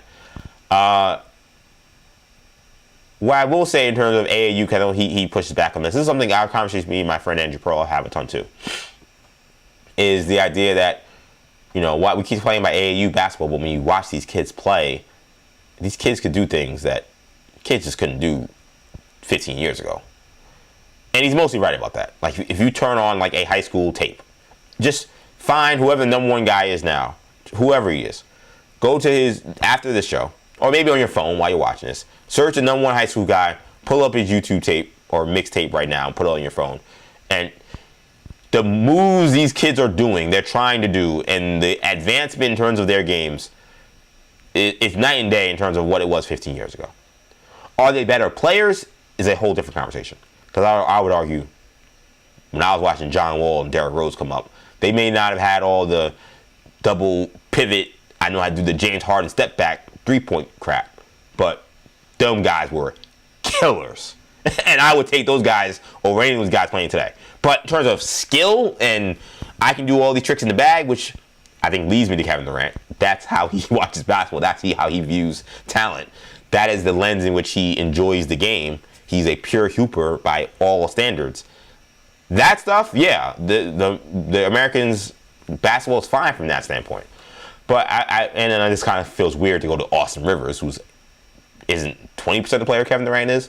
But one of the things I do agree with Austin Rivers says is the problem with some of that stuff, though, is it's great that these guys have been able, like, the fact that these kids have YouTube and they can go and they can just watch games and game footage and of Kobe Bryant and of prime James Harden and prime, of these top guys, Kevin Durant back in the day, and go and say, oh, I'm going to do that move and I'm going to go to my trainer and we're going to work on this. That's stuff that, again, we didn't quite have. Like when I was a kid, like there were some mixtapes, but it was only just highlight stuff. You would try it, but you could now say, I want to watch Kobe Bryant's 81 point game. And you could watch that easily on YouTube. That wasn't the case when I was a kid. Maybe you see a cut up 2-minute highlight reel of it with DMX playing in the background. You don't have the actual game, replays, all that kind of stuff. It's a lot different now. So from that standpoint, yes, kids are more skilled. But something Austin Rivers said that I do think he's right about too. Because I've seen this problem with kids coming up from the States trying to fit a role in playing for the U.S., playing for the NBA, is all that bag work stuff. NBA teams and the way teams are playing now, they don't play like they played 15 years ago. So what's great is these kids are able to do the things that James Harden and Kobe and some of these guys were able to do 10, 15 years ago. But when they get into the league, those guys don't do it at the level of efficiency well enough to want to play them. They're like, can you make a spot up three? Can you do a straight line drive? Can you guard your position? Can you switch on multiple guys and guard multiple positions? If you can't do any of that, you better be Kevin Durant if you're coming into the NBA, or Cooper Flag, or Victor Wembanyama. If you think you're going to be a number one option, teams are looking for guys that can do very simple things, because the way there's not as much isolation in this game anymore. The game has become a very European style play, and Kevin Durant's lying if he's saying that that's not true. Like, I watched the way these offenses run, and the ball movement, and the quick pace, and the running under the basket, throwing it out to three ball. That stuff I was watching the Italians and the Slovenians and the Croatians and the Spanish. This is stuff that I was watching them doing when I was a kid.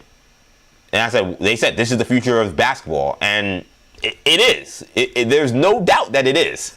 We maybe shoot more threes than even they did, but in terms of just the stylistic aspect of it, all this pick and roll stuff, that all is European influence. So, and what that means is a lot of the things we valued, like post-up game, again, mid-range ISO, there are very few guys that even are allowed to do that stuff in the NBA. There was a time when Ricky Davis could do mid-isolation stuff. Like, average players were like, Corey Maggette was an isolation player. Like, and I'm not, no disrespect to those guys. Those guys were obviously great college players, and, they had great NBA careers. But the equivalent of Ricky Davis in the NBA could never play like Ricky Davis today, is my point. You couldn't be, I'm a guy who comes in, I'm with isolation. Like, you'd be Cam Thomas. You'd be cut. You'd be cut, or you'd have to play on the worst teams in the NBA. If you were Corey Maggette, you would be Andrew Wiggins, or something like that. Andrew Wiggins can't do the things that Corey Maggette was able to do 15 years ago in terms of the just the rope he had. Because teams didn't...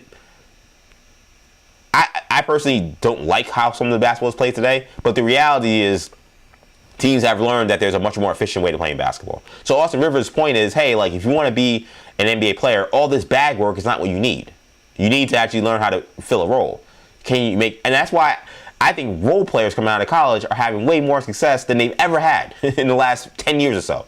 And me and Kendall identify them all the time. They're like, oh, this guy doesn't seem like a superstar. Doesn't matter. He can hit an open three. He can defend his position. Like, he's not going to ever make an all-star game, but would I draft him in the late first round, second round, when I'm trying to make sure I can get NBA bodies? Definitely. There are so many guys that you're like, this guy he only averaged 11 points a game, or he only averaged 12 points, or he averaged single digits. Like, how is he? Like, well, he's a great defensive player.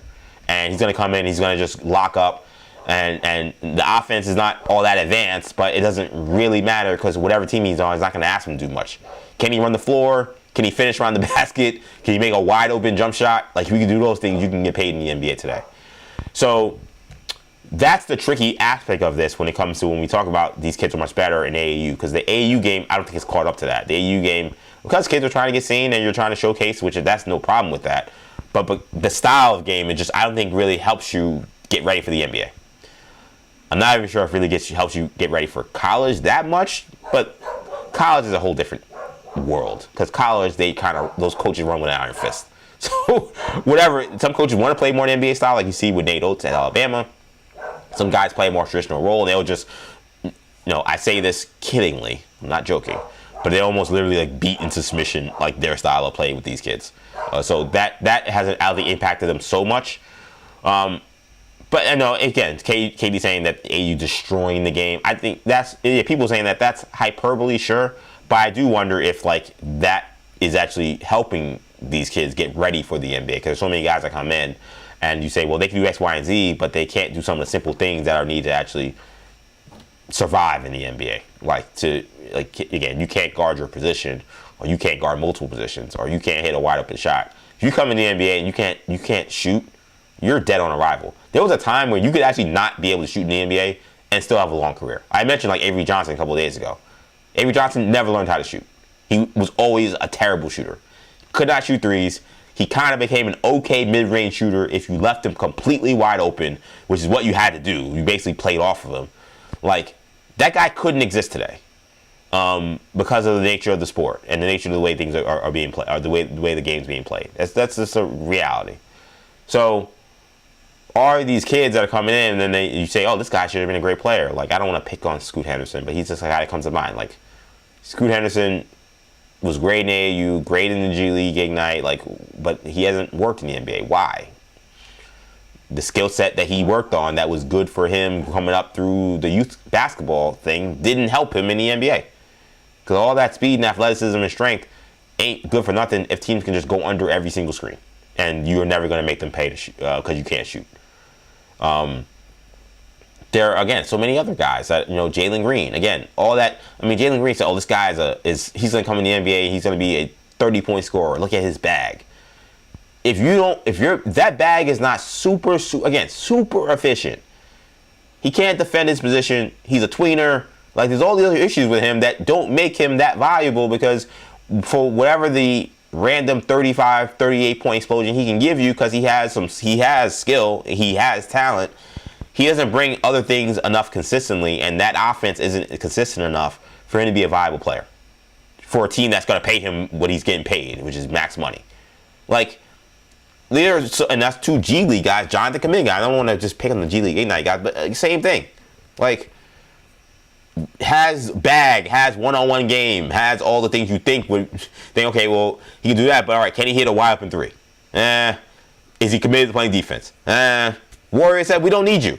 And we could argue about whether or not the Warriors were right about that, but the fact that a team can make that point about a guy they drafted at number 5 is the point. That's the point in terms of people saying the complaints about the European game, where, again, the talent isn't matched yet because there are so many European guys that are coming in that can't play.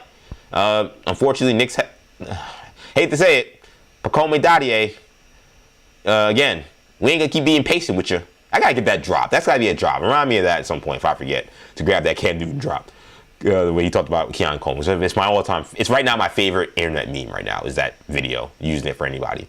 I want to use that video when it comes to Pacome Dadier, because we ain't going to keep being patient with you. All that, taking the city by storm, and I love cookies. Like, he's French. He's part of this, wave of French guys coming into the league. Another French guy came in and took his spot. That was the 50th pick in the draft. There are a lot of guys who come in and they may have the physical traits and they may know some of the right way to play, but they're not good. That's a reality too. Some of these guys aren't good. So it's a mixed bag. That's why I say this. Nothing is 100%. Do I think that the world has caught up to the United States? No, because the depth isn't quite there. We saw just now with the the All-Star game. We saw those All-Stars. I had no problem with it. I know some people did, which was ridiculous to me. But Karl-Anthony Towns is playing for the Dominican Republic, and Noam Powell's playing for Jamaica. And they're the World All-Star team. The World All-Star team, I know Shea was hurt, and Luka and Doncic and Jokic were watching, horse racing on the side. I don't know what they were doing. But you got all these guys who are grew up in America playing for the world team. It shows that the depth isn't quite there yet. But the fact that they have developed superstar players at the highest of high levels when it comes to the Europeans, and then Canada, if you include Shai Gilgeous-Alexander, it's impossible to ignore. And Victor Wembanyama. I mean, he's talking all this talk, man. I hope and to be clear, he talked this talk last time and he backed it up. So props to Kevin Durant, because I was cheering like hell for the U.S. to win that last gold medal. And I know some people say, he sees some weird stuff. To be fair to him, he sees stuff he was pointing it out. People saying on Twitter, I actually want to root for the French team. It's You're American. What the hell are you rooting for the French for? I wanted to see a good basketball game. I didn't know if I wanted to necessarily see a blowout, but I did want to see competition. I wanted to see a fun game, but of course you got to root for the U.S. Like, come on, what are you doing? And so he sees some BS, and there's probably some racism involved with that. I have no doubt about that. Do I think that it talks about the entire landscape of where AAU basketball is? No. Do I think there are things that are legitimately wrong about AAU basketball? Yes. I think that's totally fair. I think the way how many games these kids play. We want to talk about these guys needing load management. I run straight to the youth basketball, and I'm like, these guys play multiple games a day, every single day, all throughout the summer, traveling around the country, and they're not traveling like you guys do in the NBA, where you're staying in luxury hotels and getting first class travel on charter planes. These guys are on buses and vans, traveling from game to game, and it's truly a dog eat dog world that has some benefits in terms of, I think that these kids, it's a survival of the fittest, and you want to stick, you got to have some heart, and you got to be able to show that you're him. But there's some downsides, I think, physically, in terms of health, and I think there's been downsides again to style of play, because I think that these kids are going out there and they're doing this stuff in terms of showing their bag, so to speak, and it's getting them D1 scholarships, it's getting them paid in NIL and stuff. It's actually preparing them for the NBA. I'd argue absolutely not. Not with the way the game is played on the AAU level. And I've played AAU basketball. I've watched these high school kids play in AAU tournaments. I've seen the way these games look. So that's the thing. Now, the Europeans, their structure, I mean, they're very much in terms of everybody having skill level, everybody having a skill set. And some of that stuff I think has been adopted here. I mean, I think the great thing about Kevin Durant is in some ways he has inspired so many of the youth. Like what they were teaching the Europeans, which they always talk about, was, whereas in America, it's like, oh, you're 6'10", all right, go into the basket and do the Mikan drill and work on your rebounding. Like, you don't even get any more skills. They don't ask you to work on your handle. They don't ask you to work on your jump shot. Now, whether it's the teams or their trainers or the kids themselves, because they've seen a Kevin Durant, they've seen European guys like a Dirk Nowitzki, or they've seen a Kevin Garnett. Like, they've seen guys that, like, ooh, that guy has a handle. Ooh, that guy has a shot. He's 7 feet tall. Like, I don't want to be like, all who love to Shaq or Patrick Ewing. I don't need to be like that. I want to be a guy who can show he can do stuff on the perimeter. I want to be like Kevin Durant. So now we see all these Kevin Durant clones that come up, and we keep saying, oh, this guy's the next Kevin Durant. Of course, nobody's like Kevin Durant because he's a special talent. But we have all these big guys now who can shoot the ball like crazy. You don't think that's Kevin Durant's influence? You don't think that's some of these other guys that have come up through the NBA's influence that are happening here in America? Sure. That's definitely the case. But that's been a big thing with the Europeans. Been like they teach everybody to play every single position. The big guys know how to pass. They know how to dribble. And that certainly has benefited. I mean, there's more of them here. Like, they've definitely had an impact on the sport. Do I think, it's like, the U.S. basketball is dead? I mean, give me a break. It's America, and it's basketball. We will always have great players. We'll always have the best talent. But no, I think that the reality is that we're going to see more Victor Wembanyama's. We're going to see more Nikola Jokic's. Like, it's just inarguable to look at the last few years in terms of the best talent in the world and act like they're not coming from other countries. They are. It's not the most. But there are high-end elite guys that used to be almost solely reserved for only Americans, except for a Dirk Nowitzki here, a Steve Nash there. That is not and a Hakeem Olajuwon there. That is not the case anymore. In fact, those guys seem to actually enjoy the upper echelon of what we talk about when we talk about the top players in the league. Interested what the chat thinks. We got my guy Rob DeRay. Oriana getting drafted #1 was an astonishing moment back in the day. Yeah, I remember people. I'll never forget this, man. There are many moments in my young childhood that I learned I can't talk sports with everybody. It's a painful memory. It's a painful thing to learn when you're young, because you love sports so much, and I was blessed enough to be in a family that all loved sports, so they were willing to listen to my nonsense and combat me, or not even combat me, just talk to me about sports. But you talk to people, and some people just don't know what they're talking about. I'll never forget. I was playing pickup ball. Bargnani, I think, is 05. So I'm 14. I don't know why it feels like early. Maybe it was later. Maybe it was like 06, 07, whatever it was. But I'm playing pickup ball. during the summer. Draft is that week, and this kid the kid I was playing with. I think I know who it was, but I don't remember. I don't want to put it on, so I don't want to shout him out with a terrible basketball take that wasn't his. But he kept convincing me that Adam Morrison was going to be number 1 pick in the draft. And I kept trying to tell him, like, because I'm obsessed with the NBA, obsessed with everything involved in the NBA draft. And I followed this stuff. I kept trying to explain to him, there's a guy in Italy named Andrea Bargnani that's going to be drafted number 1. It's in every mock draft. It's in every report. Like, there's no way Adam Morrison's going to be drafted number 1. He's like, oh, you're making it up. You know what you're talking about, blah, blah, blah. I'm like, and I love this kid. Like, he was a good friend of mine, if I think I remember who it was. And I love talking ball with him, love playing ball with him. But, like, I'm going back and forth. I'm like, what? Like, why is he not understanding that he simply has either wrong information or he's not reading the right stuff? I don't know. Maybe this is the beginning of fake news. But he kept saying, oh, Adam Morrison, like, he led the nation in scoring in Gonzaga. I'm like, well, I know. I'm a Gonzaga fan. I watched a lot of those games I probably shouldn't have been watching because they were up at 10 p.m. As I'm a high school kid.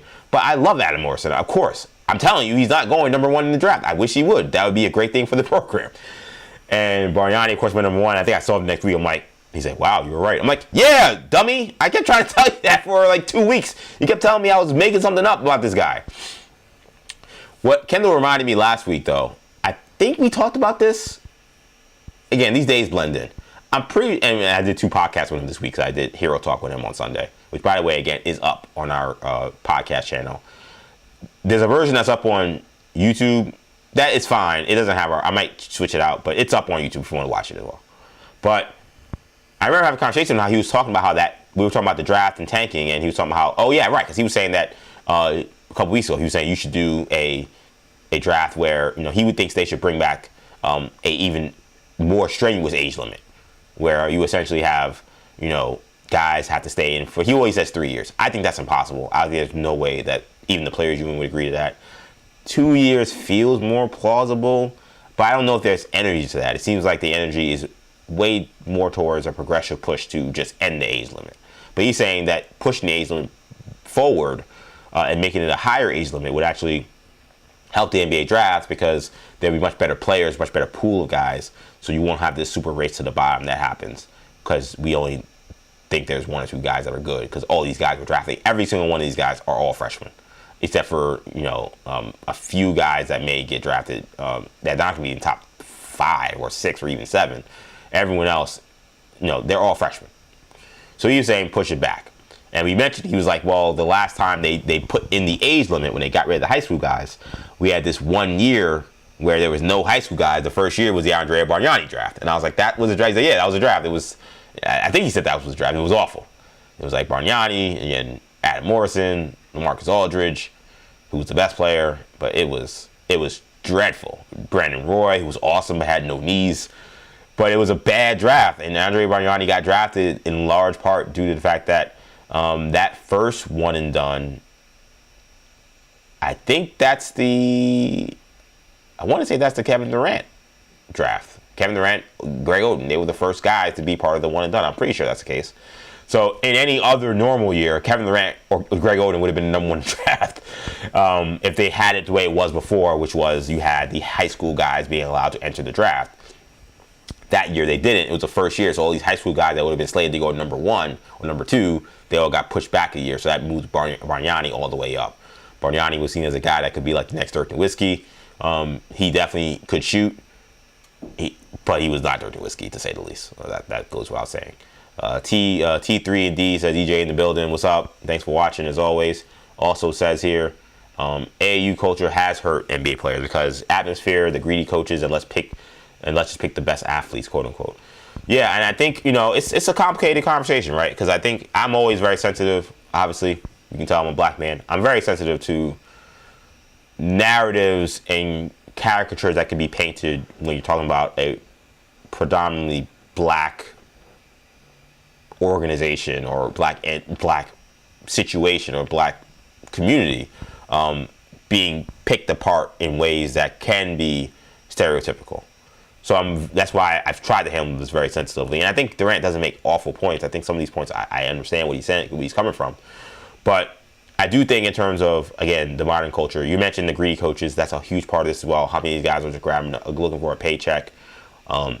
Atmosphere, again, I think some of the atmosphere is actually good. Like, I think that playing in front of coaches and a bunch of people and that pressure that comes with that could be, it's not the same as college, but I think some of that isn't quite as bad. I'm more concerned about, again, playing multiple games, playing back-to-backs. That stuff, I think, is hurting these guys' players, hurting these guys in terms of their, health.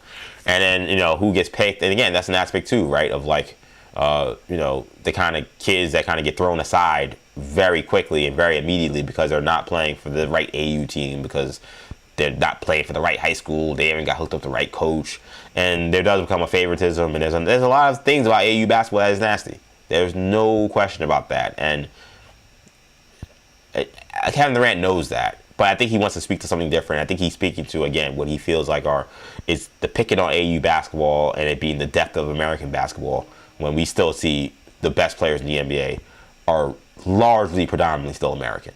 There are a lot more elite level international guys, but there's no question that the Americans still have the best. So when we keep lamenting AAU basketball and making it such a huge thing, he's trying to point to what are you actually trying to say? Why are you so aggressive about this, that the Europeans do it so much better when they have a Jokic, but they don't have anybody else?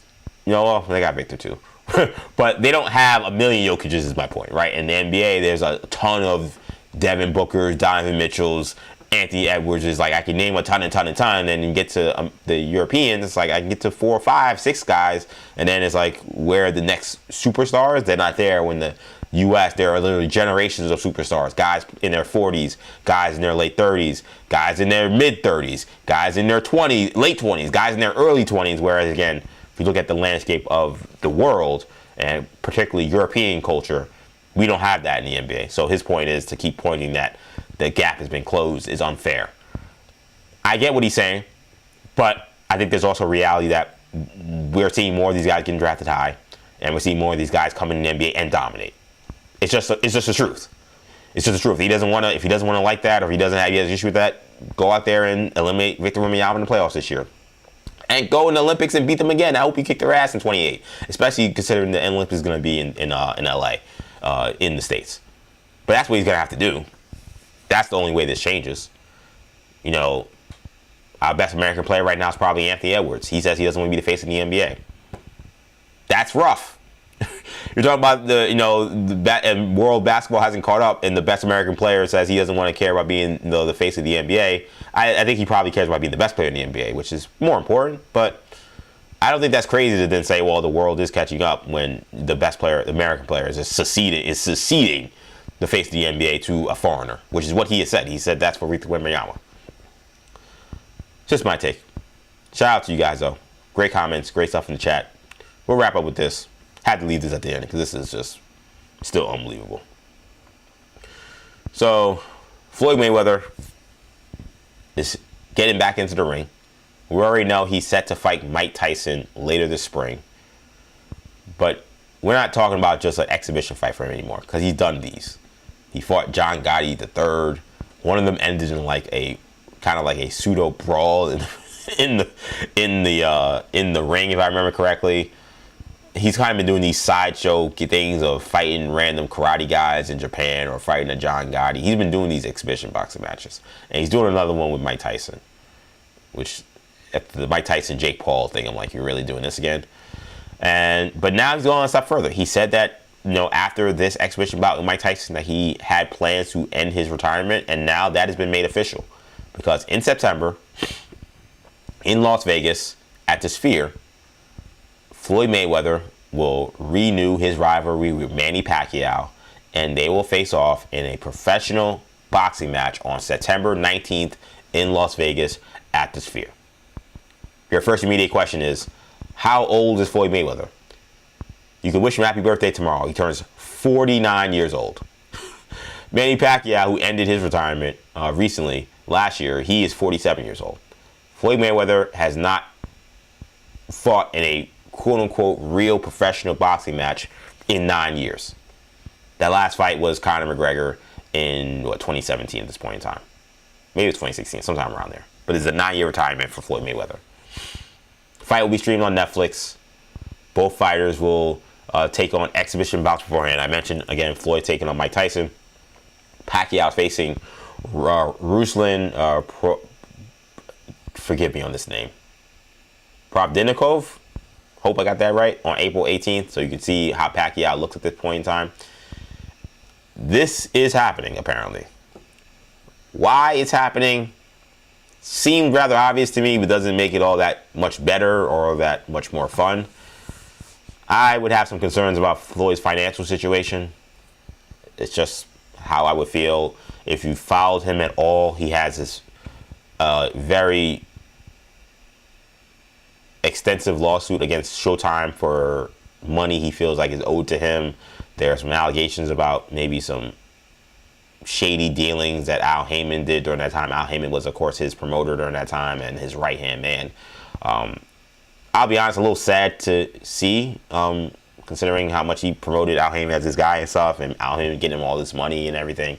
Floyd has been very, he's a very materialistic guy. He likes to flaunt his money and flaunt his wealth. That's what he has done. But when you consider this lawsuit, you consider this, these exhibition fights that he's been doing more and more. He's fighting Mike Tyson. That seems strange. And now he's going to come out of retirement to do real boxing matches at age 49. I saw a clip of him today. He was training, working out, and he's calling out Rolly Romero, who's a current, I think he's a junior welterweight champion, I want to say. Junior welterweight, maybe super lightweight. I forgot what he is.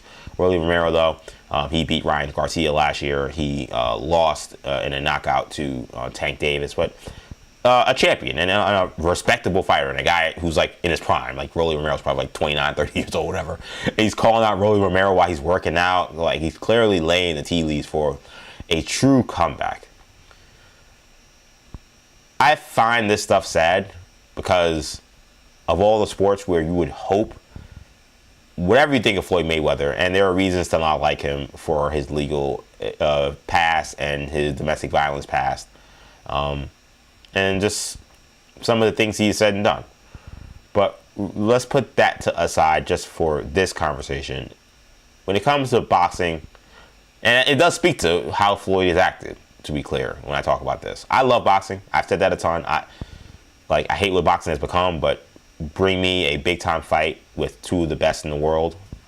If I got the money, I can't have stream meets anymore. I got stream meets, but if I got the money, I got the funds, I will be there. I want to watch. I love boxing. I grew up loving boxing. My dad loves boxing. I always tell my first real memory of any big fight was Pernell Whitaker versus Oscar De La Hoya. And my first memory of a super fight, a super fight, was Oscar De La Hoya versus Felix Trinidad. So I go way back. I know my boxing. And then most things, you grow up, you realize you got to keep paying for this. Your parents are like, I'm not paying for this crap anymore. Because boxing started to suck and you started to see the typical boxing stuff. And then you lose interest, you lose thing. And one of the things I did when I became an adult and said, I want to mix up I want to get back into boxing. And I've gotten back into boxing and I follow it pretty closely now. Whenever you're talking about guys in their late 40s willingly accepting, I'm going to come out of retirement to put myself and my life on the line, because that's what you do when you step into a boxing ring. When these are guys that you would think have made all the money in the world, especially Floyd Mayweather, of all the people, this is the one guy you would think there's no way that getting into a boxing ring would be financially important enough for him to put up the risk of doing it. You would think that there was no reason for him to do that. This is a guy who made, at times, $100 million worth of fight. No joke. For one night of work. Obviously, you got to train, but you know what I mean. In his prime, that's the kind of money he was making with the deals he was signing. Allegedly. Again, but now there's a lawsuit, and maybe he wasn't getting all that money. I don't know what was going on. But there's been times, I'm not trying to get into his business, but he's had issues with tax stuff that he's had to straighten out, and he seems to have paid the tax people stuff, the IRS, that's fine, the Alphabet Boys, whatever. But he's had tax stuff. Now he's got lawsuits. Now he's about to come out and box at 49. He hasn't boxed in 9 years. You know how much money he could have made had he just continued his boxing career? I can't imagine this is something that he would have wanted to do. I can't believe this. Imagine something that he said when he retired 9 years ago. I plan to come back in the ring at some point when I'm 49 years old. Again, all these other, when he was younger, a little more spry, other big fights that would have been available to him. This Pacquiao rematch was available to him at any point in time. We thought there was going to be a rematch when the first fight happened, and it never happened. To go this far, where you're saying, I'm going to fight him at 49 years old, and he's going to be 47, Floyd's been known to pick his fights well. So there's the theory that, well, fighting Pacquiao at 47 years old, how dangerous is that? Is probably a fair question to ask. And maybe is the reason why he's doing this. Again, he is talking about he coming out and not just being this a one-fight deal. Like, he is planning to come back to boxing, is what it feels like is being said right now, which is, it's just ludicrous. This is completely ludicrous and completely insane. And just for his sake, whatever reason is making him do this, that may not be simply for the love of the sport, I hope he's all good, because this is sad. I'm very curious what the viewership will be. I think it being on Netflix, I think the Netflix stuff helps boxing viewership. I don't know what it means in terms of like how that money translates to whatever like actual tangible money that goes into the fighters' pockets. Because typically, again, for Floyd Mayweather, though, again, everything that's happened with him now, I kind of put a different look at it over, because he'll say he made X amount of money on a fight because of all the pay-per-view buys that they can show us. But now he's saying that Showtime didn't pay him everything, so where was all that money from all the pay-per-view buys? So I don't know. But in theory, it's the more pay-per-view buys you get, the more money you get, and that is included in your purse, and you already signed on for X amount of money. And considering he was a cash cow, he would already sign on for money that was guaranteed to him, whether he won or lost.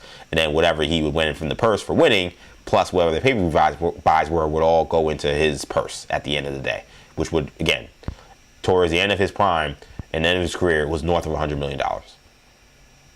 To be in the spot now where you're doing this, it just makes me wonder if you have it like that the way you used to. And that just becomes like the sad story with a lot of boxers. These guys that can't let it go for various different reasons, and sometimes it is financial. That very well could be the case for Floyd Mayweather, I don't know. But this match is apparently happening in September, and you will be able to watch it on Netflix. This is being done by, I believe, His Excellency, if I remember correctly. That's the only thing I didn't put in here. I think the Ring Magazine is definitely part of this. Ring Magazine is definitely taking a bigger shape in the sport of boxing. They put on the Crawford-Canelo fight, and they're definitely becoming a bigger factor in all this. They put on the Teofimo Lopez-Shakur Stevenson fight. To be fair to Ring Magazine and His Excellency, they are getting the names together to fight in a way that maybe we didn't consistently. So whatever you think about the Saudis, put that aside. They are doing that, it seems like. I'm pretty sure they're also part of this too. Anything with Ring Magazine usually involves them. But this is set for September 19th. All I can say is hope everybody comes out okay. I hope he comes out okay in this Mike Tyson fight. I hope Mike Tyson comes out okay. He's 59 years old, fighting Floyd Mayweather. I say fighting in quotation marks. The fact that Floyd Mayweather signed a deal to fight somebody else in a real fight in 6-7 months after this one tells me that I don't think Mike Tyson's going to hurt Floyd Mayweather in any way. Floyd's not going to risk that kind of money. But this is I don't know, man. What? Maybe I'm just a sucker and there's nothing boxing can do to become what it was, or at least become more of part of the conversation. And I always like to couch it by saying there are still a lot of boxing fans. People like to say, "Oh, boxing's dead. Nobody cares about boxing." I'm like, I mean, the amount of people who can watch a big boxing fight would rival at times whatever Sunday night NBA game is on, or whatever. What's the name? You still have big numbers. It's not doing football numbers, because no one does, but people still buy pay-per-view fights. If you think UFC is popular, boxing right below them, but still for big fights, for big names, people still come out. Which is why I always contend that for the right name, I think you should actually cover boxing more, in my opinion. But I'm curious, do people want to watch this? Do you want to watch Floyd Mayweather fight Manny Pacquiao age 49 and 47? Because I have Netflix, I will probably turn this on. I'm going to be real with you. I forgot why I didn't watch Jake Paul versus the other guy, Anthony Joshua. I don't remember if I was working or I didn't watch it live. I saw him get knocked out on social media afterwards, which was beautiful to watch. I didn't watch it live. I don't even remember if I was boycotting or if I forgot or if I had work, but I didn't see that live. Obviously, I watched Canelo versus Crawford, even though that came on at like 1 a.m. Eastern. And these Netflix fights make me more inclined to watch the boxing matches, because if you make me pay for pay-per-view, it's always going to be a second, maybe third, fourth, and fifth thought. Anytime I do that, sometimes I will still do it because I love the sport enough. I would not pay pay-per-view for this. No chance. There would be no chance I'd pay pay-per-view for this. Netflix is a sunk cost, so part of me is like, and I know the smart guy in me tells me, well, if you don't like the boxing becoming this, you shouldn't watch this. You're probably right. And maybe smarter heads will prevail, and by September I actually won't turn this on. Maybe. I don't think I'm going to watch Tyson versus... I didn't watch Tyson versus Jake Paul. I don't think I'm watching Tyson versus Floyd. That I don't know if I'm watching. Exhibition boxing is stupid to me. Get rid of exhibition boxing. I hate it. I talked about it at that time. This is a real fight. It is part of their record, so I probably will put it on. I'm being real. I probably will put it on, and that would be stupid of me, because that would be giving Netflix and giving Ring Magazine and giving the boxing, community the sign that, well, people watch it, so let's put more of these dumb fights on here. But it's sad, though. It's really sad. It's gonna happen, unless something crazy happens. But that's where we're gonna end today. Floyd Mayweather, coming out of retirement at age 49, turns 49 tomorrow. So again, you can wish Floyd a happy birthday, to fight Manny Pacquiao in September in Las Vegas at the Sphere. So shout out to James Dolan. He gets some more bread for him. I'm sure he loves that. That's going to do it for this edition of 40 Days and 40 Nights, man. This was awesome. Again, apologies. Evan sends his regards. He wish he could have came on. Couldn't come on today. Evan Roberts, that is, of the Fan. But we will have, for Wednesday, Zach Gelb on in the evening. So that should be a lot of fun. So I'll be ready for that. We'll have a great time with him. Ask him a ton of stuff about what's been going on since post-ISN. We'll ask him about what he has going on, in the future, and just what he enjoyed about the Zach Gelb show and his takes on sports, which is always something that's going to be a lot of fun. Real quickly here, just going through the last bit of comments before I get out of here. John Lee says here, a fight in the Sphere could be cool. I saw someone, CP the Franchise. CP the Franchise, shout out to him for Knicks Fan TV, mentioned that how the Sphere had a UFC event, and that didn't go that great. I don't know. I didn't watch it or was there, so I can't tell you. But that's just what he said. So if that's the case, in theory, that does sound cool. But I'm curious if in terms of like the actual execution, will they figure it out? And if they did have issues, will they actually end up fixing it? Is the big question. Bob Custer put in the chat as well. Boxing being an individual sport makes it easy to quote unquote come out of retirement. That for sure is true, because the team, instead of boxing, all that matters is, will you fill seats, and will people buy pay-per-view money spend pay-per-view money to buy your fight, or turn on the TV if you're on a streaming service or some kind of cable. That's all that matters. They don't care about anything else. So yes, you're right that it being an individual sport does help, whereas in any other sport, it's I'm coming out of retirement, but a team has to actually want you, right? That's a whole part of it. Like, if nobody wants you to be on a team, then the league can retire you. Boxing in theory can retire you, but that's a little scary in terms of how they will retire you. They will just knock your ass out, and you won't be able to fight again.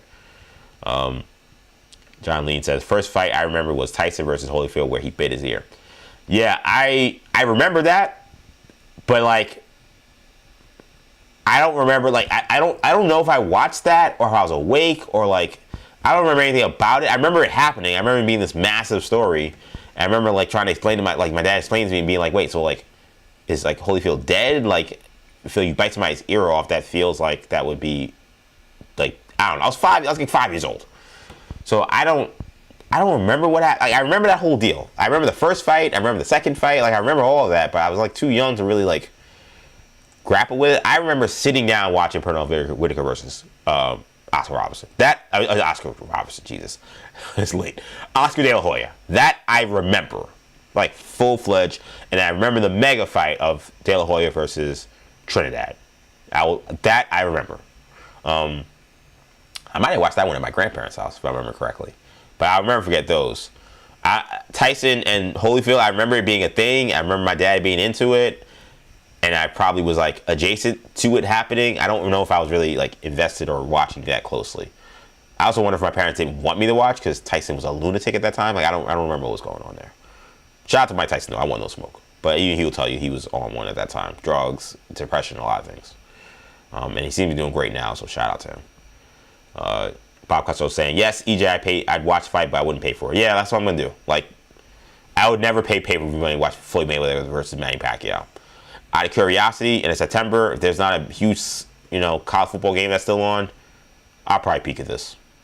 Cannot lie at all. Anything else in the chat? I think that's where we're going to leave it. That's where we're going to leave it again. Thank you guys so much for streaming live today. If you're watching on YouTube, make sure you subscribe to the channel, New Generation Media. Make sure you get in the comment section if you can. Do me a big favor. If you can like this video, whether it's right now while you're watching or after the video gets posted, if you can like this video, that helps a ton with engagement. So we really appreciate that. So thank you, everything for that, of course. Again, you could subscribe and like this video, comment in the comment section again, even after the video. Just say, hey, EJ, love the show, great job. All those things help. So appreciate you guys in the live chat. If you can even leave a comment after the video gets posted, we greatly appreciate that. Also, of course, streaming live on X, EJ_Stewards, where you'll find me on X. Make sure you follow me there. Also streaming live on Instagram, Action EJ. Shout out to the folks that have watched me today on Instagram. Several people have logged in and checked me out. Shout out to Rob DeRay, of course, who's in the Instagram chat. Shout out to my guy Nico, my good friend Nico from Infinity Sports Network, WFAN. Good to see him in the chat. I see my friend Michael Herzenberg, a New York Wonder, joined the chat or joined the live stream on Instagram. Shout out to him. Jake Brown, also in here. Shout out to Jake Brown. Jesse, of course, always holding it down on Instagram. He's there every night. Paulie's in here in the chat as well. My Lisa from my high school was in here. A bunch of people who jumped in and see what the hell was going on 40 Days and 40 Nights. I appreciate y'all. I appreciate all y'all. Thank y'all for the support. Thank y'all for checking me out, even if it is for 5 minutes or 5 seconds. I appreciate the viewership. I appreciate the support for everybody that tapped in for the time that they did. And of course, like I always say, this one, fingers crossed, my hard drive did not crap out or do anything weird. So this episode should still go up. We should be able to post this podcast episode. So night 31 will be able to go up. I'll upload that. You can listen to that wherever you get your podcasts, along with all the other episodes of 40 Days and 40 Nights, plus all the episodes of stuff in New Generation Media. So we did a Hero Talk episode where we talked about Daredevil Season 2 and Season 3, because Season 3 is already filming.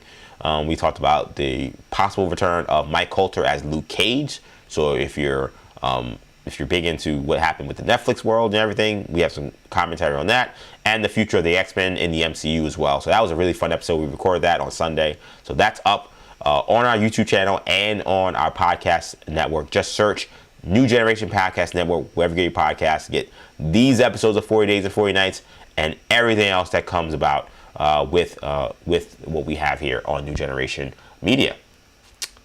All right, that's going to do it, man.